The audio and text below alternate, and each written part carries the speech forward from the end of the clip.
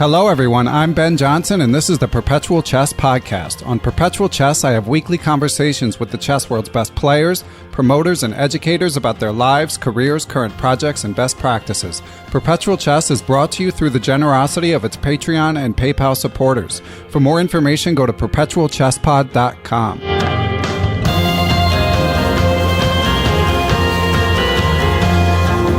Hello, everyone, and welcome back to Perpetual Chess. We've got another great guest for you guys this week. He is a grandmaster. He is a coach for the English Chess Federation, and he is a prolific and acclaimed author of 37 chess books, including the recently published Coach Yourself, A Complete Guide to Self-Improvement, published by Everyman Chess. So, Grandmaster Neil McDonald, thank you for joining us. Okay, thank you. That's great. So excited to have you as a guest. I mean, you've got so much chess improvement advice and chess history woven into your books. I've been using them both for my own chess and as a scholastic coach for many years, and I got a chance to check out Coach Yourself, and I enjoyed it, and we'll talk about that more later. But first of all, Neil, I know you said you had a story to kick off with, so could you share this this story with our listeners? Okay, so I sort of looked at your website, and I thought, there's loads of great stuff here. You've got famous players, writers, sort of shakers, movers, and so on. And I thought, God, this is going to be hard to improve on, the stuff that's here. So I sort of phoned my mum, and I was sort of talking to her. Because sometimes you still have to get advice, even if you're sort of 52 years old. And she sort of said to me, "Okay, so you're doing a podcast. What's that?" so I explained to her, and then she said to me, "Oh, so it's a sort of radio interview," and then she said. She heard this world champion give a radio interview during a tournament in Holland. So I sort of said to her, okay, let me guess, a tournament in Holland. That's probably Magnus Carlsen talking about Vilkanze, about Tata Steel. So she said, oh no, that wasn't him. So I sort of said, okay, so you probably heard Kasparov say something about Chorus Steel, or so. And she said, no, that wasn't him. So then I sort of started getting interested, and I said, okay, did you hear this interview? And sort of, was it, Karpov? And she said no. So then I sort of tried. I tried. Was it sort of Spassky, Petrosian? Was it in Rotterdam? So on. I sort of tried all these possible things, and then we kept going back further and further in time to sort of the 1960s. Sort of Hilversum and all that with sort of Smyslov and these guys. Until finally, I sort of said to her, okay, Mum, so did you hear Botvinnik give a live interview at The Hague in 1948? And I thought, I thought, did you really hear that? And she said no. and so I was going back further, and the actual thing is that she'd heard this BBC radio interview in 1938. And that was the Afro 1938 tournament, and she'd heard this interview with Alexander Alekhine, and she sort of heard it when she was 7, and I thought, that was just before the war, and she sort of heard it with her father. And she sort of said to him, "What's a grandmaster?" And he sort of said to it's a really old man with a very long beard, And So that's it. Yeah. So just incredible. That's an amazing story. Incredible that she remembers too. Yeah.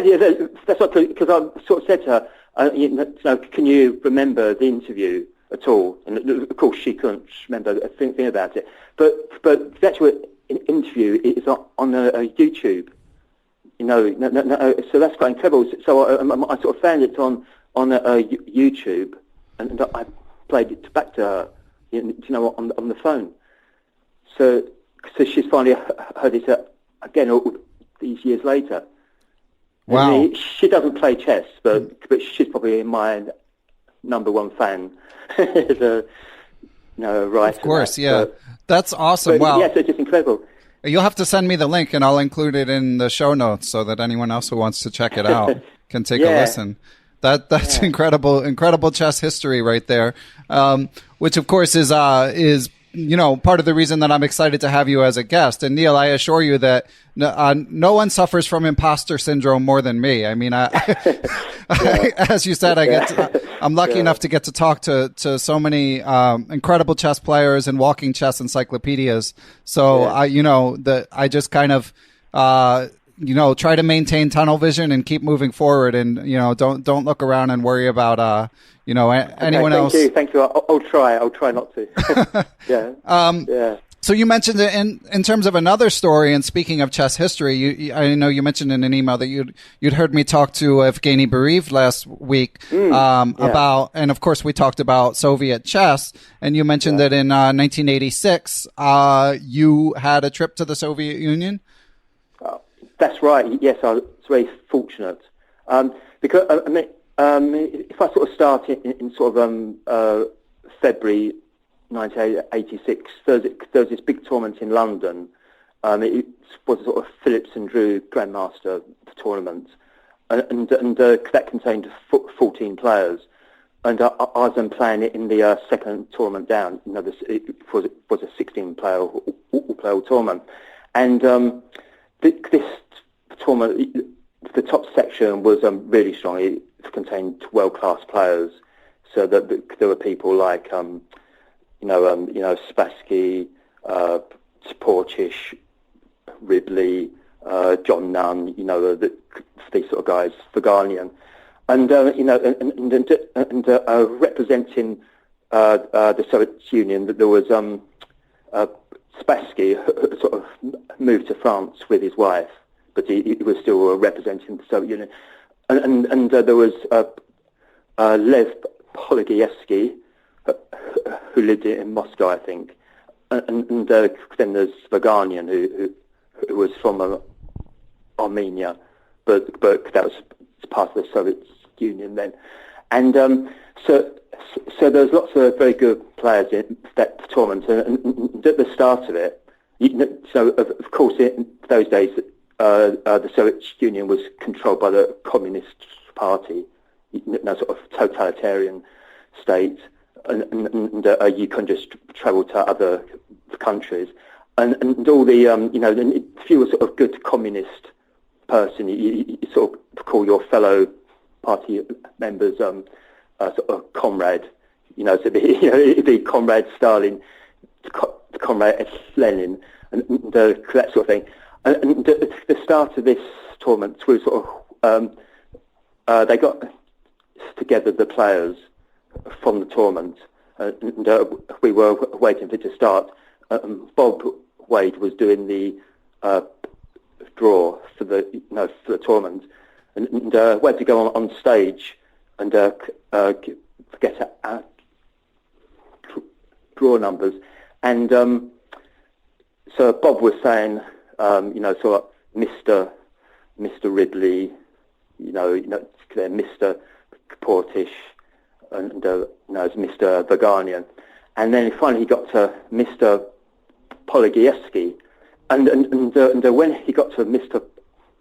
Polugaevsky, Spassky suddenly stood up, he sort of waving his arms around, and he said, "No, it's not Mr. Polugaevsky, it's Comrades Polugaevsky," and I thought that was quite funny, and I sort of, I sort of laughed because I sort of looked around and there was no one laughing apart from me, and then that was my first sort of close up experience of the sort of geopolitical tension. Wow, yeah, and you were what? Because Spassky, Spassky was sort of legal dissident, you could say, and yeah, so that's the way. And then I was quite fortunate because I came first in the second tournament, and I got got the chance to go to the Soviet Union because I sort of gained loads of rating points and so on. But talking about that tournament, the GLC 1986 tournament, I should mention that the person that won the tournament, the top section, was Glenn Fleer, and I think that's probably the sort of biggest shock result of all time in chess. Sorry, say the last part again. Glenn Fleer won the tournament. Okay, Glenn Fleer. I don't think I even know that name. Yeah, he's a grandmaster. Okay. And he came first. He finished ahead of Portisch, Ribley, Spassky, these guys, Vaganian, and he won the tournament. And he stepped it into play because Karpov was supposed to play. Oh wow! But he dropped out.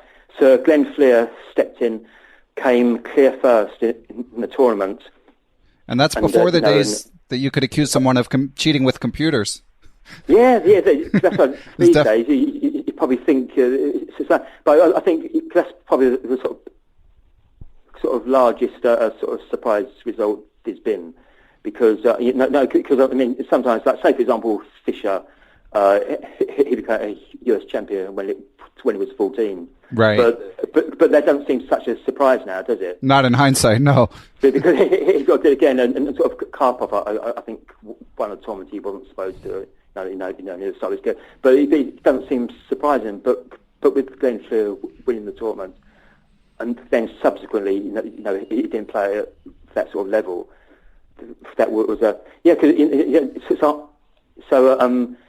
that's right. So he got a good prize from that tournament, and I think he sort of spends it getting a house, so that sort of set him up as a sort of chess player, professional chess player, and so that was no question. But talking about going to the Soviet Union, and that was sort of an interesting experience, because like I was saying, in those days, the Soviet players, they couldn't just travel to the West, unless you're a Vaganian or something to get chosen to play. You've got to stay in the Soviet Union. So therefore, if you were sort of young, fairly strong player from the West, you could sort of go there and get to play some very big names. So wow. I got to play Tal, Romanishin, Asma Prashvili, all these sort of guys in this tournament. And I took my copy of Tal's book, The Life and Games of Mikhail Tal. Yeah, classic book. So I got him to sign it, which is nice. But the whole, like I say, it's all sort of different. It's a sort of Cold War sort of scenario. So this tournament I played in, there was lots of Soviet players. Plus there was about there was about 4 players from Eastern Europe. So a couple of the players who are probably quite familiar. There's someone called Foisor, who you probably know. Do you recognise the name Foisor? Yeah. His daughters play chess, and his daughter won the US championship. She's been on the podcast actually, Sabina Foisor. Has she? She's really, really nice young lady and great representative for chess and women in chess. Shout out to Sabina. So I mean, there's so much I want to know about this trip. But first of all, I must confess, you had me look up Glenn Fleer because I felt bad that the name didn't ring a bell. I'm looking at his Wikipedia page as we speak. So they say 1986 London event, but it was Soviet Union, That's correct? Right. Was the tournament in London? The tournament which he won was in London. Okay. Because what I sort of explain, I have played in this 15 round tournament, and got sort of qualified to go. Oh, that's how you qualified to go to the Soviet Union. Okay, got it. And it says, sorry, I was a bit confused. I sort of went off at tangents. No, it's a great story. A little bit there. And it says, Glenn Fleer, to round off the happy occasion, he married 5-time French ladies champion Christine Leroy during the event. Yes. That's a great story. And now he's in Montpellier. Nice town. Doing well. Good place to live. Nice guy as well. Okay, well, Glenn, if somehow you catch wind of this, my deep apologies for not knowing of your legacy. All right, so Neil, going to the Soviet Union, you're 19. Were you 19 or 20? Do you remember? 19. Okay, and what were your memories culturally? Like, where did you stay? Did you have any Russian at all? How were you able to sort of navigate the world besides just obviously playing super strong chess players is its own challenge? That's right. Yeah, it's a bit of a sort of culture shock because, like, for example, there's just things like talk about Foisor. There's someone else called Tibor Karoli. You probably know that. Oh yeah, well-known author. Yeah, and so back there, for example, there's all things like just to show the way things were different in those days. And on TV, there was President Reagan giving a speech because this was in 1986, just about the time the sort of Gorbachev was sort of changing things. Just like and Reagan was giving a speech, and I was watching it with the two other players, Foisor and Kohli, and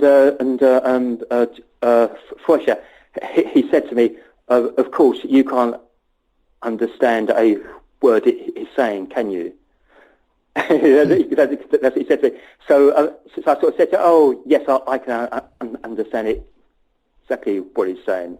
What President Reagan's saying on the TV. And he said, no, you can't, because the accent's completely different, and you speak, sort of UK English, he speaks American English. You can't understand him. so that's really bizarre. Huh. Because for some people, they're talking you can't understand. Like, listen to people from Glasgow, say, for example, in Scotland, and it's really difficult to understand what they're saying. Sometimes, because it's quite a thick accent. But yeah, so that's just that sort of thing. The way people didn't realise, to know that you can understand these things, and there was say for example, I sort of stand in this hotel room, and sort of came back one day, and there's these two men in them suits coming from my room. And we sort of walked past each other, and they sort of looked at me. I sort of looked at them, but they said nothing. So I went into my room, and there was nothing stolen and nothing, taken.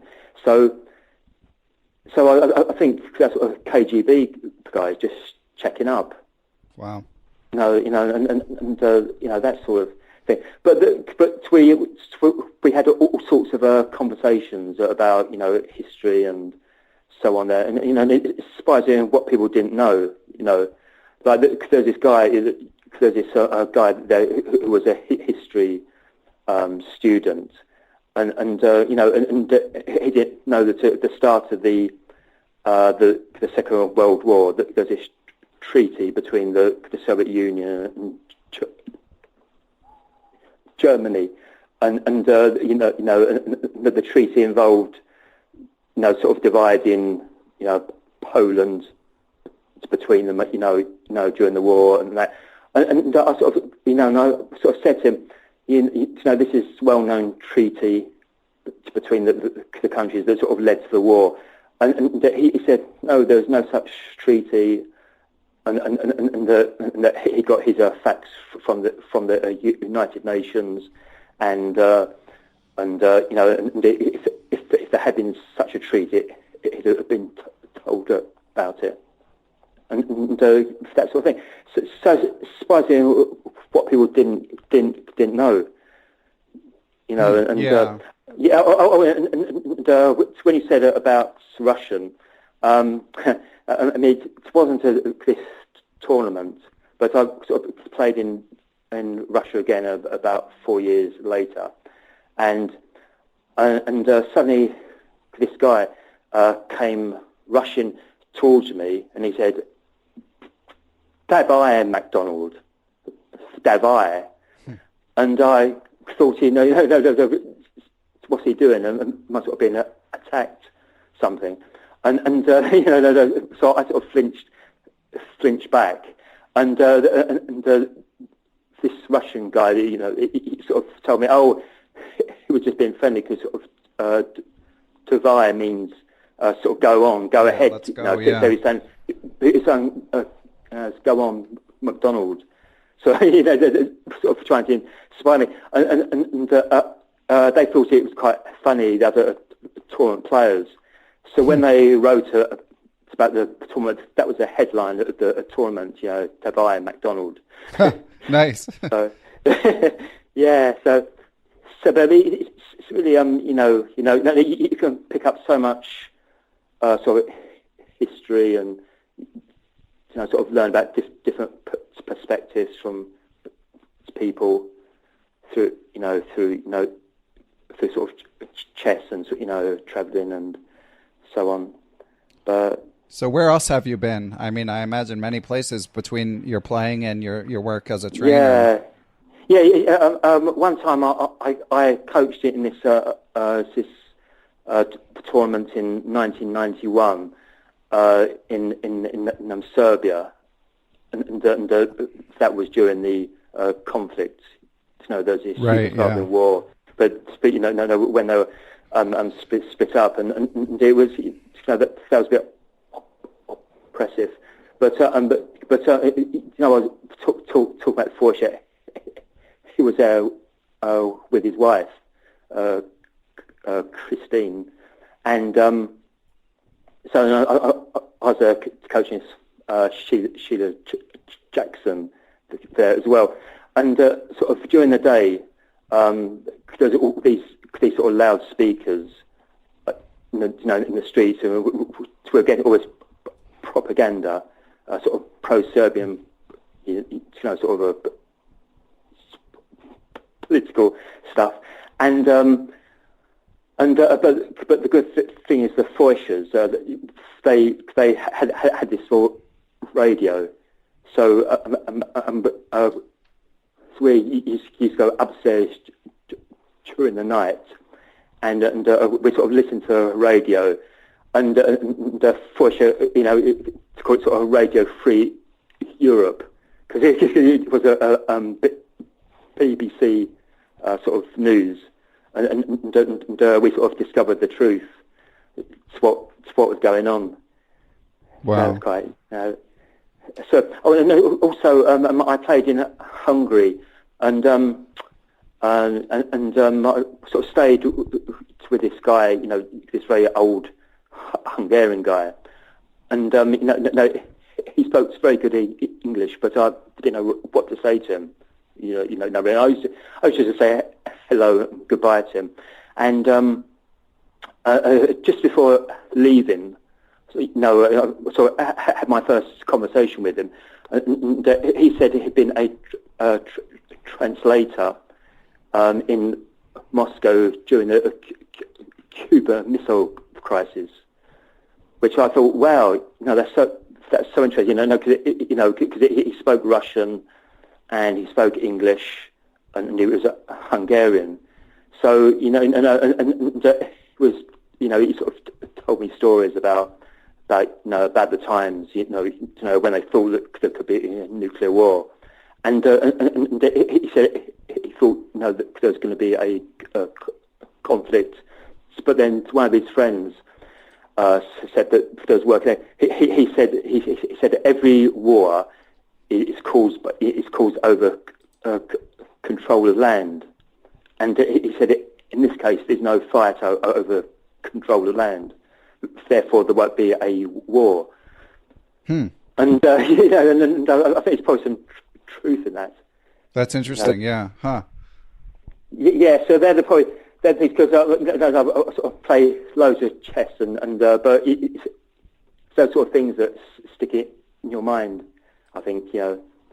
You get a chance to travel and so on. Yeah, you get perspective that you wouldn't get without chess taking you to those places. That's incredible. Yeah, and also there's this trip to Ukraine in about 1990, and this is part of Margaret Thatcher's trip there, and because they were trying to sell, sort of increase trade between the UK and Ukraine, and so they decided to send some chess players as well to sort of play against the local, schools and things. So there was four of us. There's me, Chris Wald, who's a grandmaster now, and I think there's two other players, and it's quite funny because they created this London street in Kiev, and which included all the sort of facilities that you don't get there, including a sort of credit card machines and that,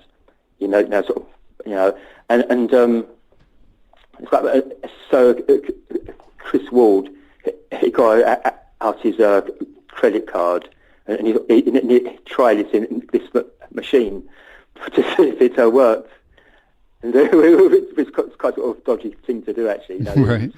But he was watched by this large crowd of Ukrainians because they thought it was part of the show. and fortunately, he kept his card. He didn't take it away. And then later on, we sort of pretended to sort of be statues and things as sort of Westerners, but yeah, so that was quite, Great stories. And I know you mentioned you were kind enough to send me a few notes of things that might be of interest. And by the way, Neil, it sounds like for your 38th or 39th book, you should just write a chess memoir. Just compile all these stories. But that you had a chance to meet legendary chess player David Bronstein. Oh yes, that was great actually. Because he came to London, and I think it's about 1995 or so, in 1996, and he stayed with someone that plays the same club as me. So he took a room in their house, and I'm sort of not sure if there was some condition that he had to play for our club. And he got so he got to stay there in return. But I got to go to a couple of tournaments with him, and so I got to talk to him quite a bit. And so it was a very interesting person, and he sort of gave me some advice on how to improve, and that sort of thing. As long as you could steer the conversation away from his 1951 match. Yeah. I think, as long as you can do that. And, right. Well, I know Genna Sosonko in his book mentioned he had some difficulties steering the conversation away from that it was sort of an obsession, unfortunately, for Grandmaster Bronstein. But so what kind of chess improvement advice did you get? Yeah, okay, so for example, things like if you're calculating a variation, don't forget to breathe. Because he said what people do, if they're thinking out a variation, they'll sit there and until they get to the finish of it, they'll hold their breath. But he suggested that you should make sure you breathe, as you calculate, which I think is good advice. And so he said things like he said if you're playing someone and you stand slightly worse in say end game, and they're sort of grinding it away, try not to play the obvious move every time. And he showed me one of his games. It's an example. And he had this rook and pawn end game, and he stood slightly worse. But instead of just playing normal, natural moves, he played this move which gave him double pawns. It was still equal chances, but he says he sort of gave himself double pawns, so his opponent realises he's still thinking, that he's not gone to sleep, and so then his opponent gave him a draw a few moves later.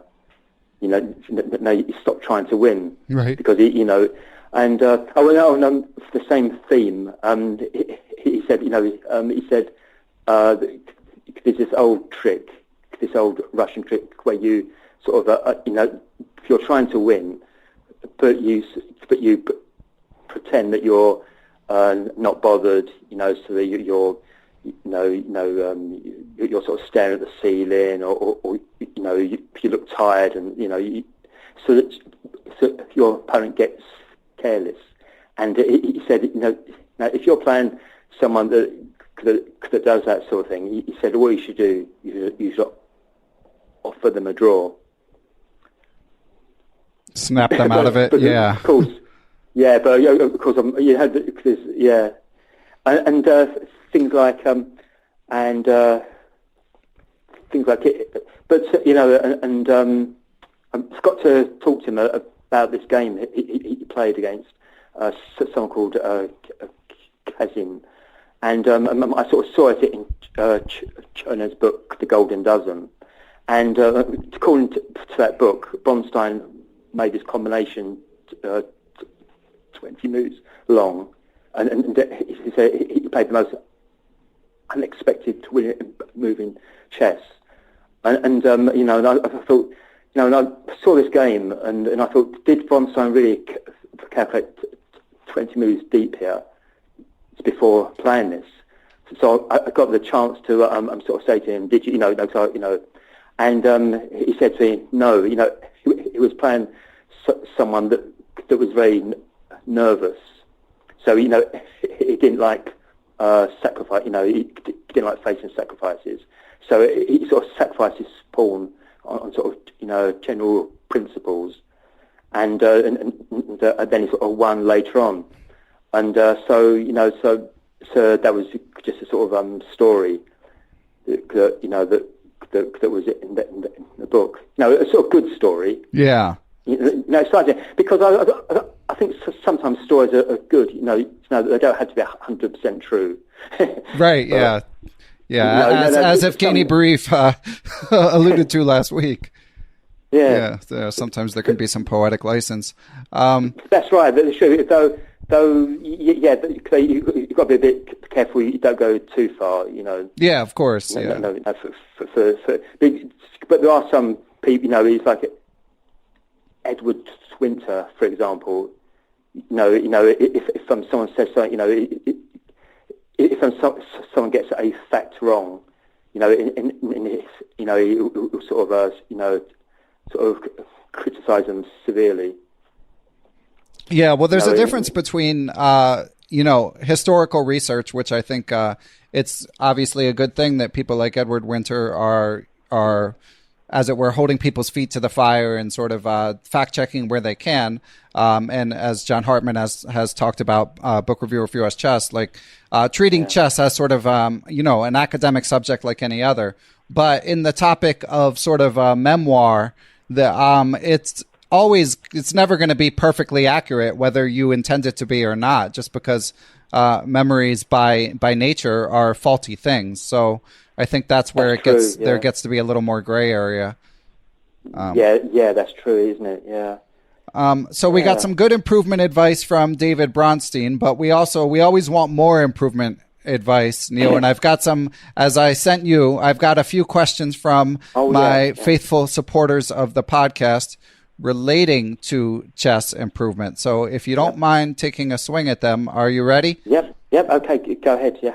Okay. So question number one is from my Twitter friend and recent supporter of the podcast, Neil Bruce. Neil, thank you for the support, first of all. So Neil asks, if you're helping a 1700 rating player build an opening repertoire, would you steer her toward or away from any particular openings? For example, play the Tarrasch defense instead of the Nimzo Indian, etc.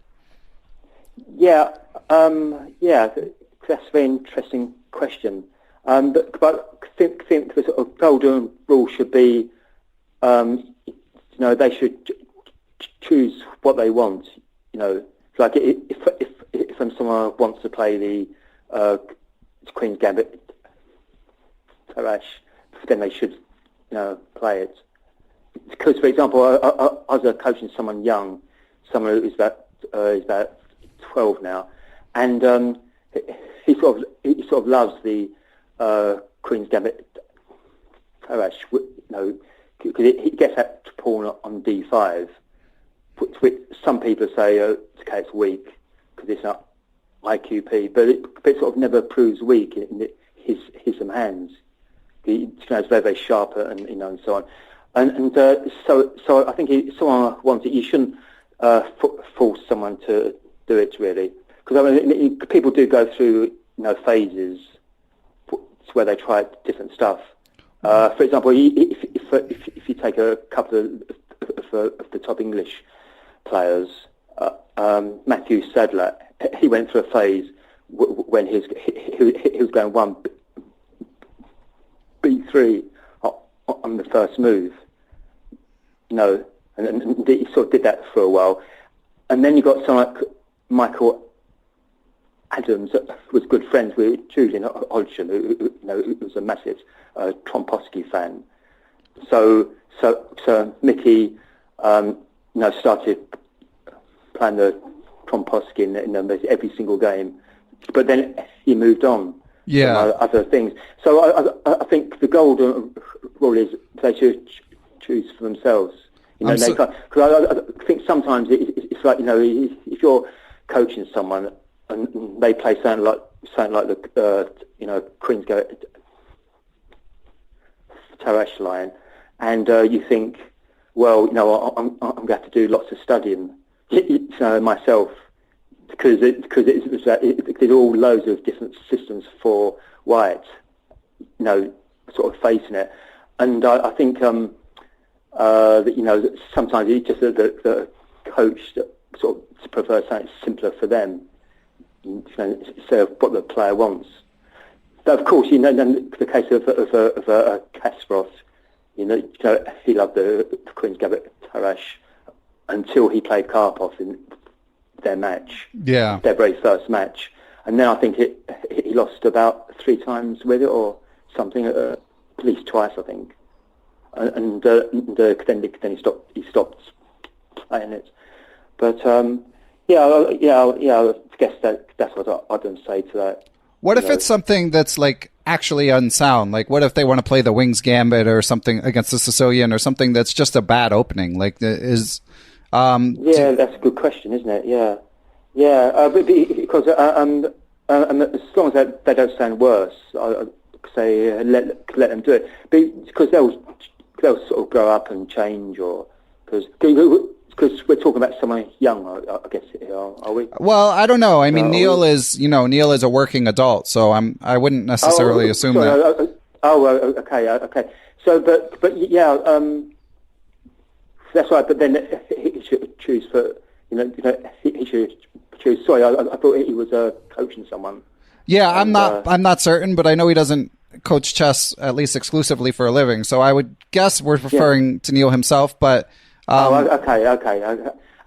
So I think you're being successful because, for example, the King's Gambit. We could go back to David Bronstein. He played the King's Gambit. Right. Yeah. Well, so and he was really successful, and then he played for the Soviet Union in the Chess Olympiad.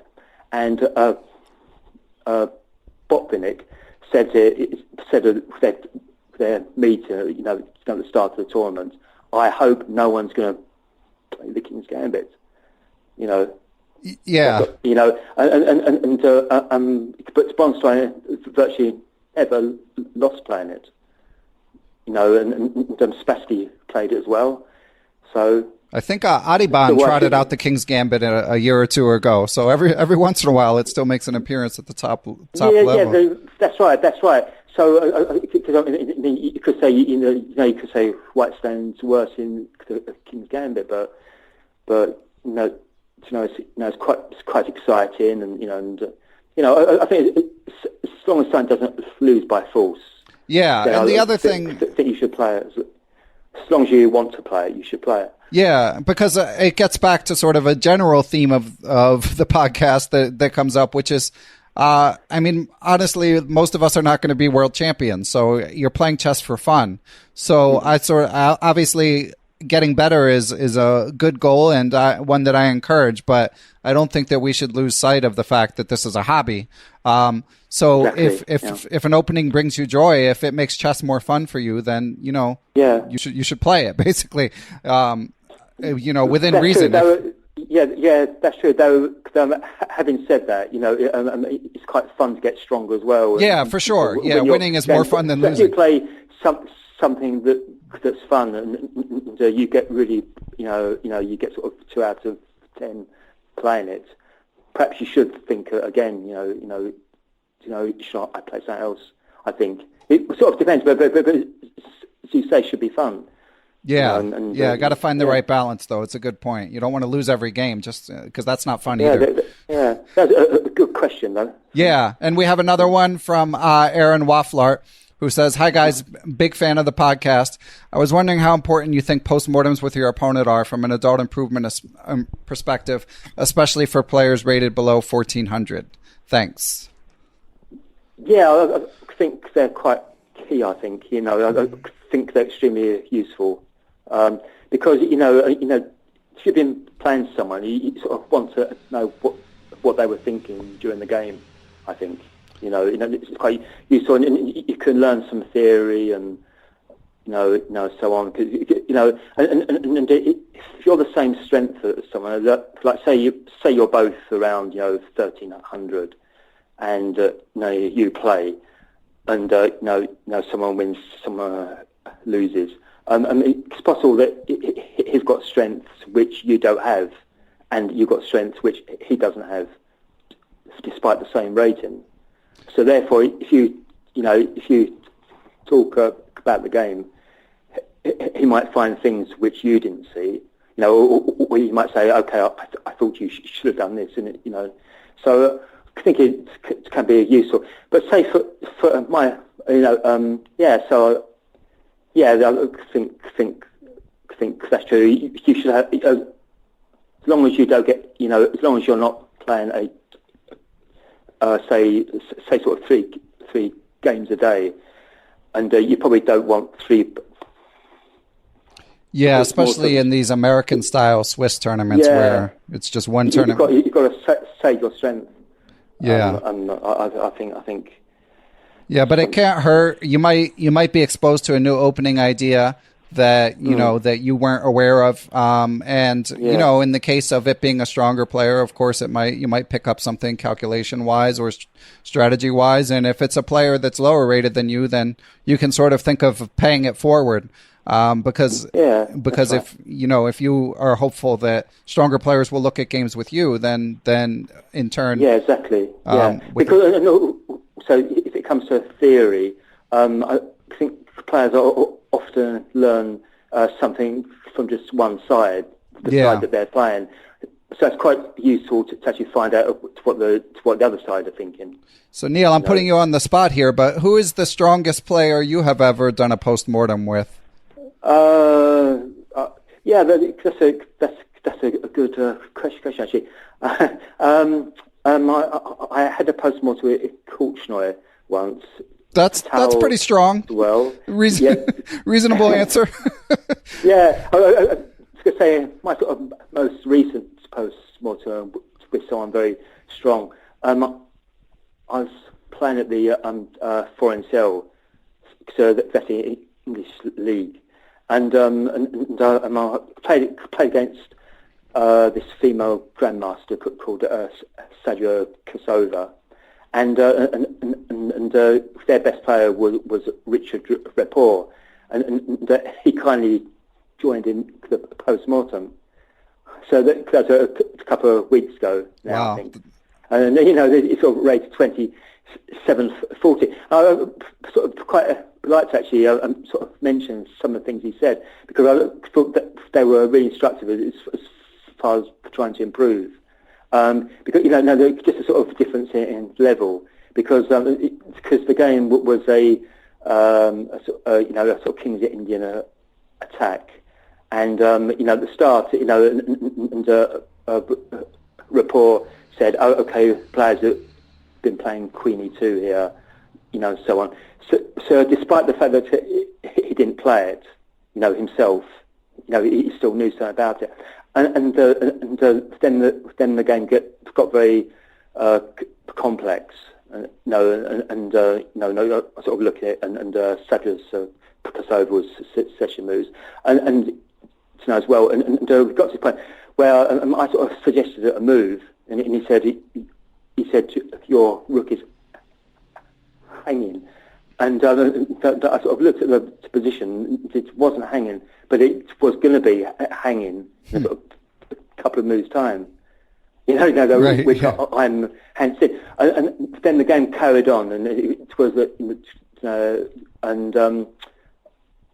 I was sort of trying to win in this rook and pawn endgame, and he sort of said to me, but the trouble is, if you win a pawn, it's still a theoretical draw, because this is going to happen, and I was thinking, okay, that's true, but but I sort of hadn't seen that it was going to be a draw so far ahead. No, I was just trying to win a pawn and then think about the future, but it sort of seemed that the whole strategy didn't work. It's just going to draw, and I think he said other things as well, but I think those three things kind of sort of show the difference, between players, and the sort of thing you should be striving for. So at the start of the game, you should be becoming stronger at theory, and then later on, you've got to become sharper. You've got to see nuances and such things, and then later on you've got to find that sort of theoretical draws and stuff. Yeah. And so they're the three things, and that's what we're trying for, I think. Those three things. Yeah, you can't leave anything. To get sharper, to get better at theory, at the start of the game and the finish of the game. That pretty much sums it up. So why is it so hard? I think so. Chess is quite a simple game, isn't it? Yeah, exactly. It's just so hard to play well, but yeah. And it's funny because, of course, Richard. But when it comes down to the sort of things to cover, Yeah, and he's one of these players known for more unusual opening repertoire than other top 50 players. So it's yeah. But his theory is still superior to mine. Yeah, of course, and yeah, I mean, despite the fact that I've sort of written lots of theory books and that. Yeah, you don't get to number 25 in the world by faking it. So, yeah, and that's awesome that he took the time to look at a game. Yeah, that's very good of him, and also Korchnoi was good as well. But he seemed quite friendly and everything. But because sometimes these sort of stories are about Korchnoi not being very nice, but no, it's quite he's good in that game. Good, yeah. I mean, known to be prickly at times, but he had his good moods as well. He did, yeah. Okay, next up, you got a lot of questions, Neil. So we got to keep charging through them. So thanks for all the questions, guys. It always makes the show more interesting. From Patreon supporter Bradley Dupree asks, for an adult trying to efficiently improve, what's the best method to discover specific weaknesses holding back one's game? For one working to get to the next rating level, would you ever advise someone to focus on working to make a strength even stronger to break out of a plateau?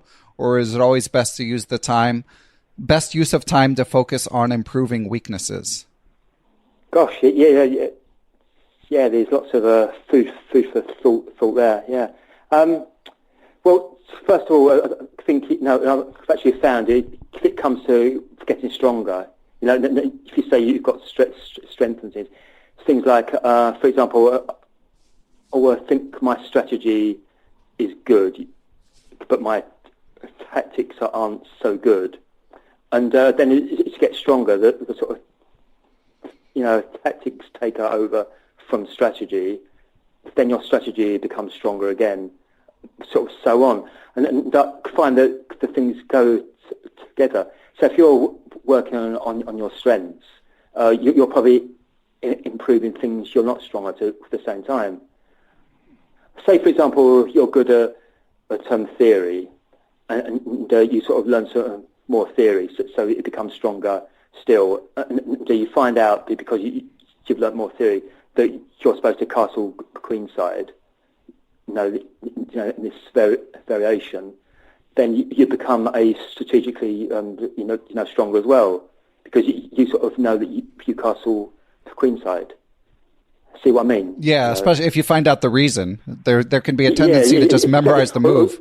Yeah, that's right. And so I think it sort of goes together. So I think if it's a difference between working on your strengths or trying to cover your weaknesses, I think it's all just trying to get stronger, and the two things complement each other.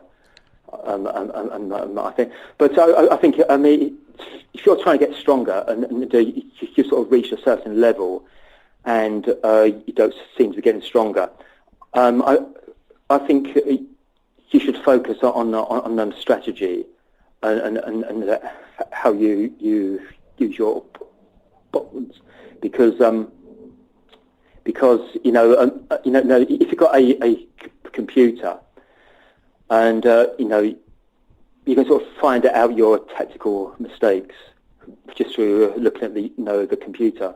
I think if it's only changes from an equal position to about -3, then you've probably done something very, very seriously wrong.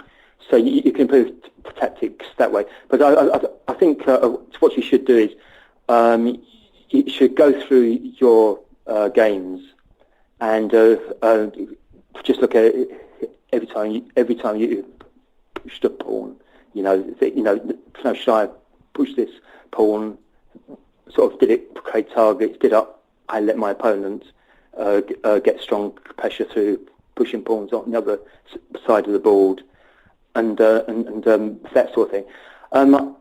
I did this book on called Tournaments of Chess Strategy, and that was with the players in that book. I sort of chose five very strong strategic players. So that was it was Karpov, Kramnik, Petrosian, and the other strong positional player. Capablanca. No, how could I forget him? So there's 5 players in that book. There's 4 very good strategical players, and the 5th player of this book, Master Strategy, and it was Nimzovich, and I sort of chose Nimzovich because it was a sort of great teacher, because the start of his career, it was very good, at combinations, but he wasn't so good on strategy.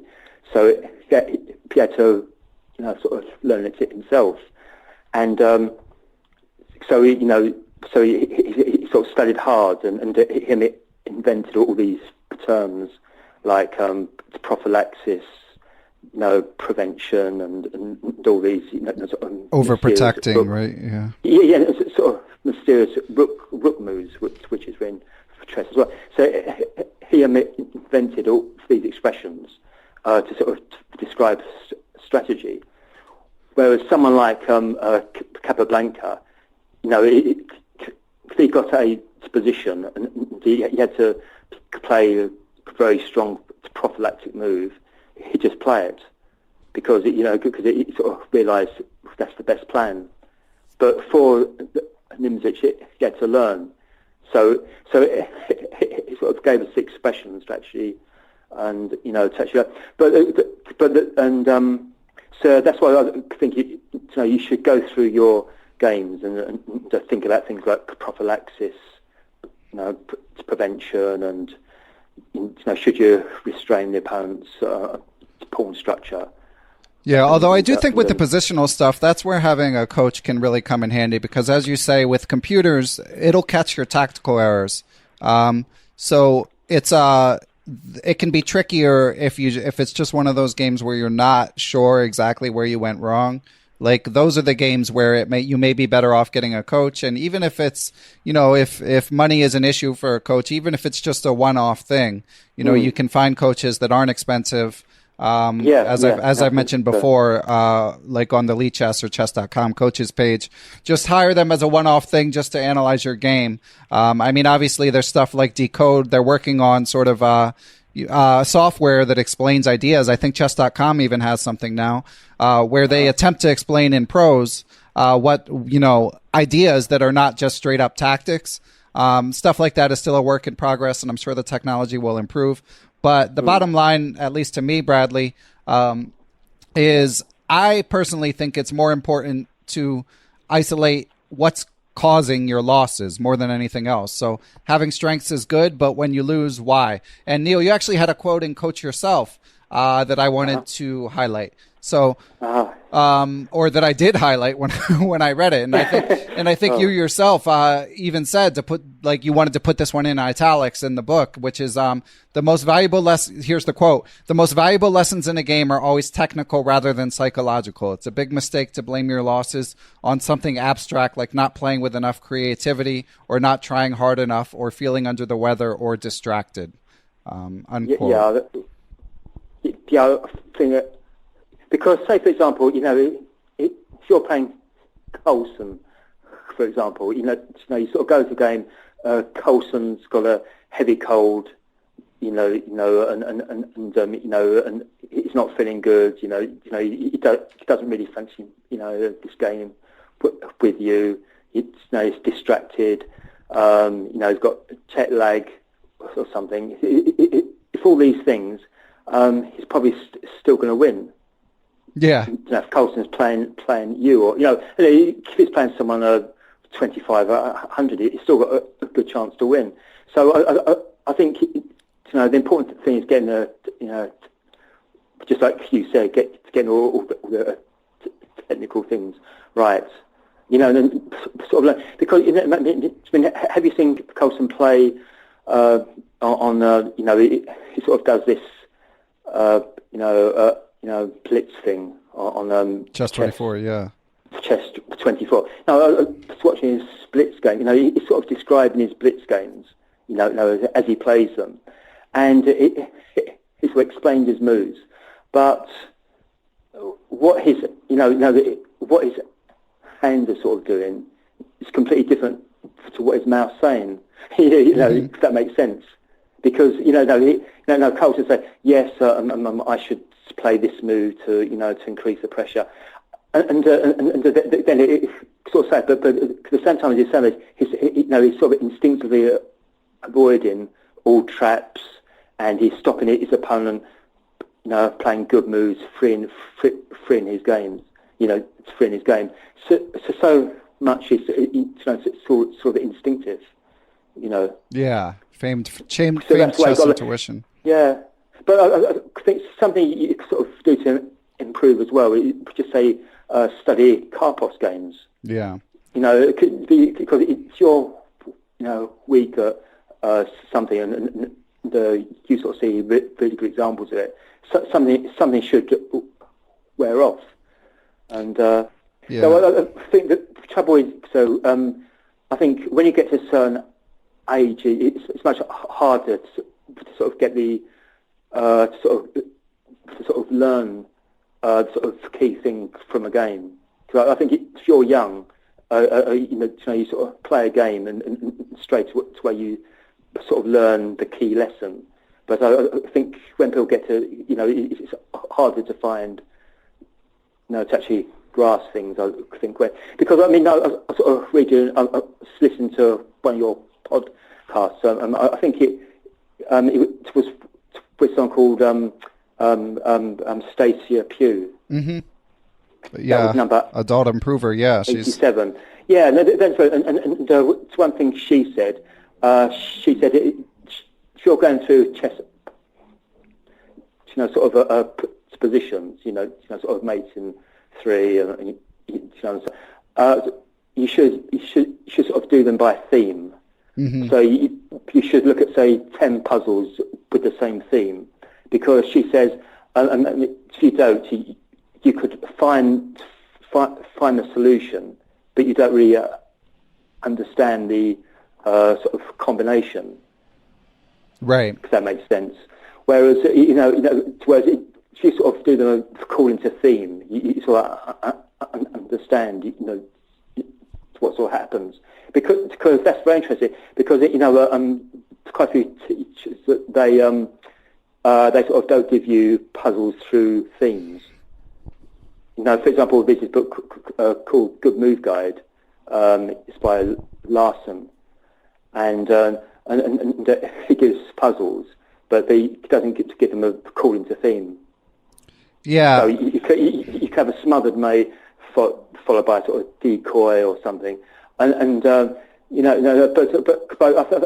I think for people of a certain age that are studying chess, it's probably better to do it according to theme. Yeah, I've heard both sides of that argument, because on the one hand, you do want to assimilate patterns as much as you can, but on the other, you don't know what theme you're getting in a tournament game. I kind of like the way the Step series does it, where they have different puzzle sheets on theme, and then at the end they have like a mixed tactics section. Yeah. So you get a little of... That's right. So that's right. So it's like sort of real game, Yeah. Puzzle and a real game. And you get a little bit of both. Yeah, and you said going back to post-mortems, and I just remember someone else who sort of strongly gave me a post-mortem. That was Larson. Wow. He played at Hastings in the 1980s. In fact, I post-mortem, I didn't actually play him, but I sort of playing in the Hastings Swiss tournaments, and he was playing the top group. And I was on stand at a hotel, and I was sitting at a chessboard, and Larson just came up, sat down, started showing me his games. Wow! Wow! Unbelievable. Yeah. Well, sometimes I think players want to get games out of their system, as well. So perhaps that's why they sort of do that. So this reminds me of I was playing at Lloyd's Bank a long time ago, and Chris Wall played against John Nunn, and Chris Wall played his Sicilian Dragon, his favourite, and John Nunn started this fierce attack, and I think he sacrificed something. He either sacrificed a rook or his queen or something, but it's a very nice finish, and so I was going through the game with Chris, he was just showing it to me, after the game, and we got to this point where John Nunn played this fantastic sacrifice, and but Chris Wall said he hoped he wouldn't see it, that he sort of played something else, for example, and then he picked up a pawn to actually just push the pawn, and so Chris picked the pawn up. Spassky came past, and he didn't sort of break his stride. He sort of came and walked on. He sort of looked sideways at the board, and he saw the combination straight away. So he sort of played it. He just played the first move of the combination. The sacrifice, and Chris was still holding the pawn, and so Spassky played it, and Spassky didn't stop. He just sort of strutted on, and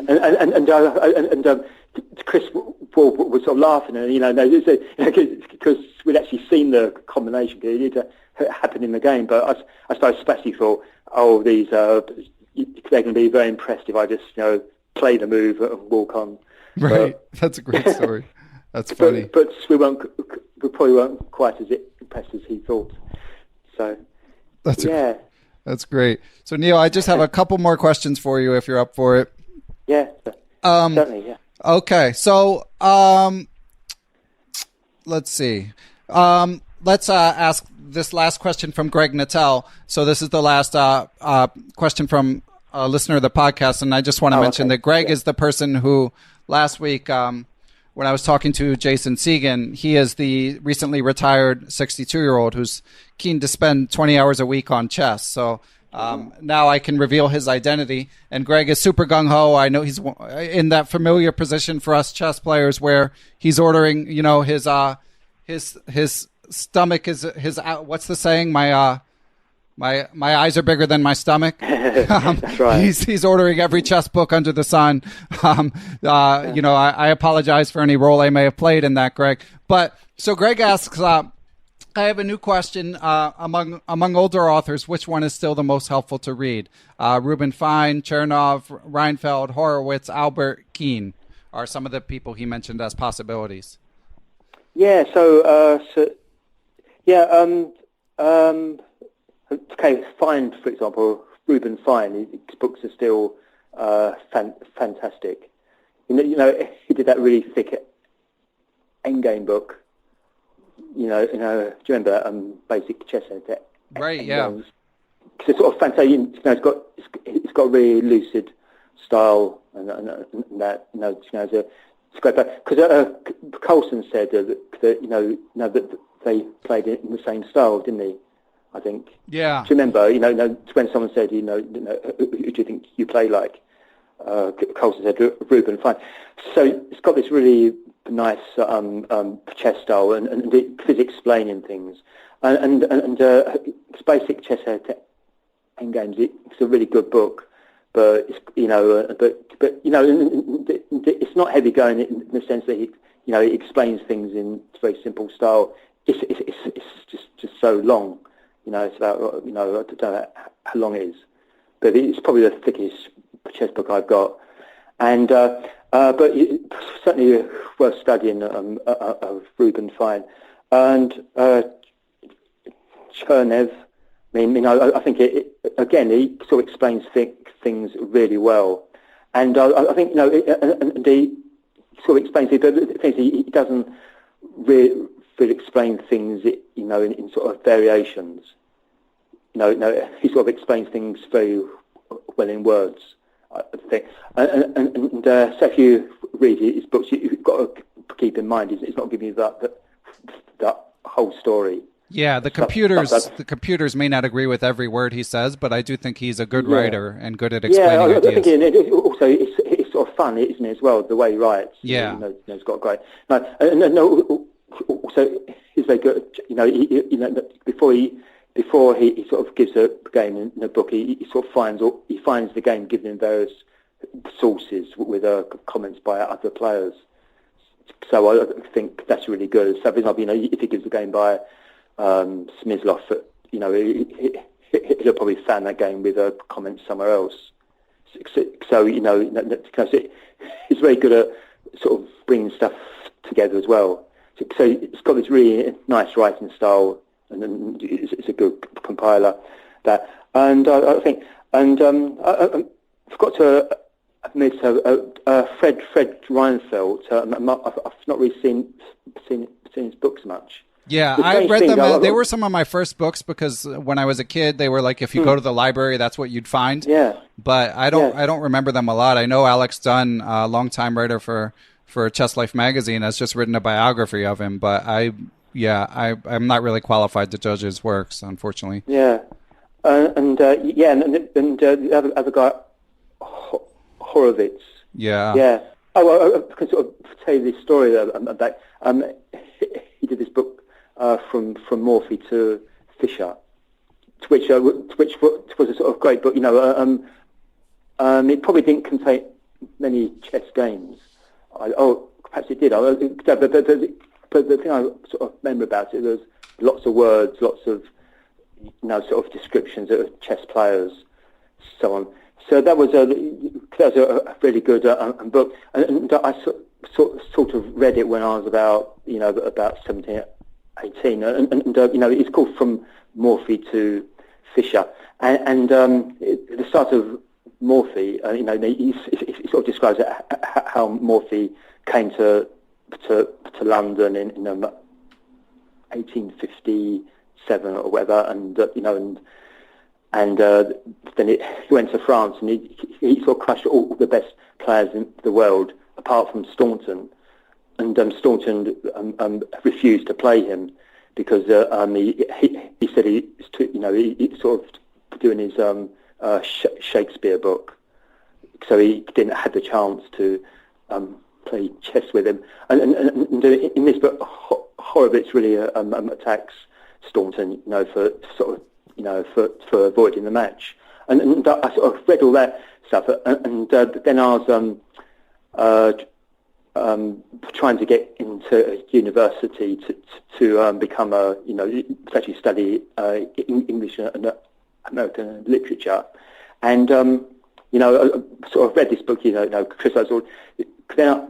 So I got Shakespeare, I was looking through my Shakespeare stuff, and there's a famous speech, to be or not to be, that is the question, whatever, and it sort of carries on about should you take up arms against a sea of troubles, or and so on.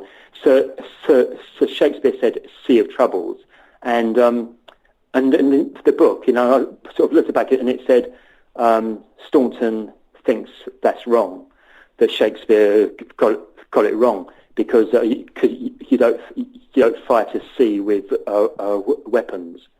So he said, so that's your commentator in the back of the book said, Staunton said it should be siege of troubles instead, because that makes sense, because then you do, sort of seems really strange that this is the same Staunton that's criticised for not playing Morphy, right, among chess fans, but he's still being quoted. His book on Shakespeare, still being quoted. Wow. For his, improvements on his poetry and so on. Yeah. Cool. Yeah. So but about Horowitz, I sort of read his book. I thought it was very interesting. I'm not sure. It's like we're sort of saying, did he get his facts right? I sort of don't know, but it was a very nice book, and Okay, and I have to say about you said Albert, Albert. Yeah, I assume he means Lev Albert. Yeah, and I think I'm not really seen his books either, because I think they're probably a bit too late for me, perhaps. Yeah, I'd Lev Albert. I can talk about a little bit. I mean, of course, he's been on the show, and we had some. I sort of read his books in the sort of 1990s. Like he did a book on Alekhine's defense. Yeah, didn't he? Because I remember that was good stuff, and I think he did some other Fianchetto stuff or something. But as far as some instructional books, I think he sort of did them later. And sort of passed me by a little bit. Yeah, and I would say that's not for Greg, who is fairly new to chess. I mean, Lev Albert does have the comprehensive chess course. But there's a lot of books like that. There's, as I mentioned before, the Step series, and as you get more advanced, the Yusupov series. So there's lots of options in that vein. When you get a little stronger, Greg, Lev Albert's 300 positions. The little mini book. I should know the name, but I can't remember. I'll put a link to it. That one's good when you get 1700 strength. But before then, I think you'd be better off with some of the other authors we've talked about. And last but not least, the controversial Raymond Keane, who I think you know a little bit. So his books are good. I think if you go back about 20 years, he did some very good books, didn't he? Like he did a book on Stein, sort of master of attack. He did that book on Nimzovich, sort of reappraisal. So sort of explained him very, very, very well. Some people love him, Yeah. That they say it's great, but perhaps he sort of divides opinion a bit, But I actually like his books. I think there's some really good stuff there. I think he explains things really well. Cool. And okay, yeah. So Greg, I hope that was helpful. Neil, last thing before I let you go, we haven't done the hard sell on your books yet. Oh, okay. So coach yourself.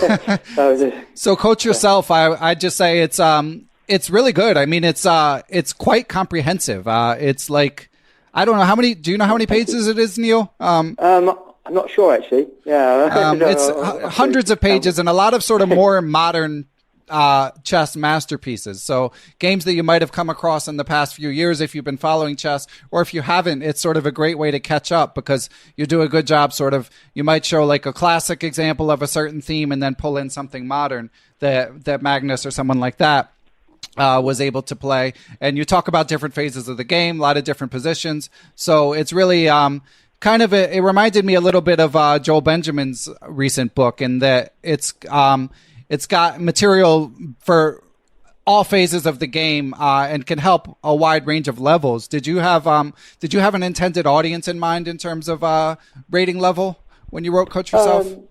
It's probably but it's perhaps like 1,400 or sort of 1,500. But the thing is, why I sort of do that sort of book. I'm sort of thinking about myself when I was about, say, 12 years old, because I was a sort of big fan of chess then, and I sort of loved players like Capablanca, and I can remember, for example, I went to Vaganian Library when I was about 12, and I got some really good chess books out. There's Unknown Capablanca was one book. Some books by Parkman and over these sort of guys, and I sort of sat down to read them, because I was excited, and I couldn't understand them at all, and so what I sort of tried to, the first player sort of really understood was Capablanca when he did comments to his games, so sort of chess fundamentals, because Classic, he just seemed to explain things in a really simple, clear style, which I could understand. So I think virtually all my own books on strategy, I've been trying to, sort of copy Casablanca, trying to explain things without too many variations. Yeah, and Sorry. Oh, I was just going to say I'm a big fan of Giants of Chess strategy as well. Thank you. As you're alluding to, and as a scholastic teacher, your books are in that sweet spot where they're good. They, as you say, they're digestible, so I can use them for material for my students. You break things down in a way that's easy to understand. But obviously, since you're pulling from games of these incredible chess players, I can learn from it as well. It's not like it's only for lower rated players, because I mean, between the classics that you have in there and the modern masterpieces from Wei Yi and Magnus Carlsen and so on, and Caruana and so on and so forth, obviously there's a ton I can learn from players like that as well. So yeah, it's a good book, and in the case of Coach Yourself, I mean, just so much material in there that it's basically it's guaranteed to be worth your while, because there's just so much stuff there that something is going to resonate, between. Thank you. Thanks for saying that. Yeah. Oh, sure, my pleasure. Good to hear. It's always great to hear. Someone likes the book. Yeah, definitely. Yeah, and I'm glad that you're plugging away on book number 37. Yeah. So do you have number 38 in the works, Neil? I've got something on a strategy. Okay. Up. Yeah. So, I've got a foreign trip coming up quite soon, about 10 days time. I'm going to the European Junior Championship, in fact the European Schools Championship, and so that should be fun. That's in Romania. Oh wow! So speaking of the Foisors, think about junior chess. The United States are looking really strong. Yeah. I've sort of coached in sort of world cadets. That's a world under 10, under for 12 and so on. And you've got some really great players. So thinking about sort of 15 years time, the United States team, they'll be like the team of the 1930s. Wow, I think that's good to hear. Well, I mean, currently obviously they're very, very good. I'm not saying the current batch is not good. Yeah, because you're the Well, in fact, you came second, didn't you? Yeah, second, tied for first, I believe, but second on tiebreaks. Yeah, tied for first. So that's good. But yeah, lots of really good players. Yeah, well, and I'm glad they'd be homegrown. I know some people grumble that players like Wesley So, even though he plays for the U.S. and more recently, Linier Dominguez now representing the U.S. So it'll be good to get some homegrown talent. We'll certainly have our hands full competing with China and India and Iran and the other powerhouses, and hopefully, you guys have Great Britain has two 2700s in David Howell, and I know Gawain Jones has been tearing it up lately. Yes, he has. Yeah. So been doing well. Yeah. So we got book, but we're quite interested to see the way things turn out in sort of 10 years' time, because that's the thing about chessing. It's so exciting, isn't it? Now there's always things changing and so on. It's like there's always some fresh tournaments and so on, to watch. Yeah, and it feels like the change in chess is accelerating, if anything. But I mean, with like Alpha Zero changing how we play on the board, and the rate of change of how fast people are improving seems to be accelerating as well. Oh, that's right, because you talked to Matthew Sadler, didn't you? And, that was. And Natasha Reagan. Quite an honor. That's really exciting. Yeah. Okay, Neil. So if people want to keep up with your projects, is there a best way to do so? If they wanted to reach out to you, is there any way to do that? Probably through the publisher. Okay. So Everyman Chess has a Twitter account, so I can link to that, and you can reach Neil through that. And yeah, we look forward to more books in the future, Neil, and thanks a lot for joining us. Oh, thank you. No, it's been great. Thanks to everyone who helps make Perpetual Chess possible. That includes my producer, Matthew Passy, Geert Vandervelt for supplying the theme music, my wonderful guests, of course. And I also want to thank everyone who helps spread the word about the show, whether it's on Facebook, on Twitter, or on Instagram, telling an actual friend, an actual person about it. Every little bit helps grow the show. But most of all, I want to thank people who support the show financially. Without your financial support, this show would not be possible. I love doing it, but it is a lot of work. So I most of all want to thank Chessable for their support, and I also would like to give extra special thanks to the following people and entities. Quality Chess Books, the Capital City Chess Club, Andrew Bach, Austin Clough, Benjamin Handelman, Kathy Carr, Chad Oliver, Dan O'Hanlon, I am Dimitri Schneider, Greg Shahadi, Guven Manet, Jens Green, John Jernigan, Kelly Palmer, Lone Pine Chess, the law offices of Stuart Katz, Sidney Andrews, Thomas Tachenko, and Todd Bryant. And I'd also like to thank the following Patreon partners.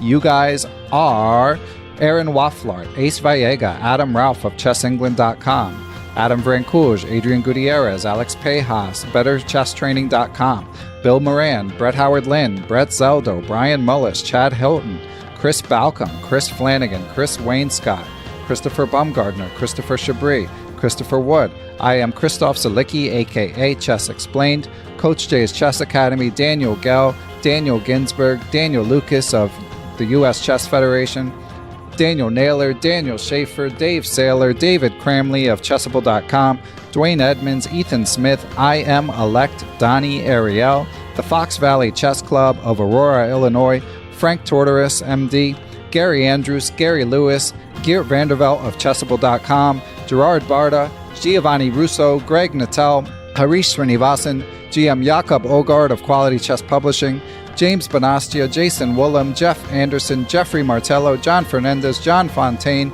John Hartman, Jen Shahadi, Jerry Wells, JJ Strand, John Thompson, GM Josh Friedel, Kare Christensen, WGM Katerina Nemtsova, Kelly Palmer, I am Kostya Kovyutsky, Krishna Gopala Krishnan, Laura Boyavsky, Lucio Casada Silva, Martin Knudsen, Matthew Passy, Matthew Tedesco of SeattleChessMeetup.org, The Mysterious Moon Master 9000, The Legend Grows, Mr. Mike Shahadi, Nate Salon, Neil Bruce, GM Pascal Charbonneau, Pasi Passanen, Paul Bain, Paul Clarkson, Paul Sweeney, Paulo Santana, Peter Lux, Peter Merrifield, Brandy Temple, Ricky Grijalva, Robert Steiner, Ryan Berg, Scott Doherty, Scott McKinnon, Steiner Lima, WGM Tatyev Abrahamian, Thomas Stanix, Thomas Tachenko, Tim Brennan of TacticsTime.com, Tim Seymour, Timothy Ha, Tony Rotella, Tyron Price, Victor Vrancouge, William Peterson, Zhao Chang of Chess1000.com, and Zhivko Stoyanov. Thanks, everyone. Catch you guys next week.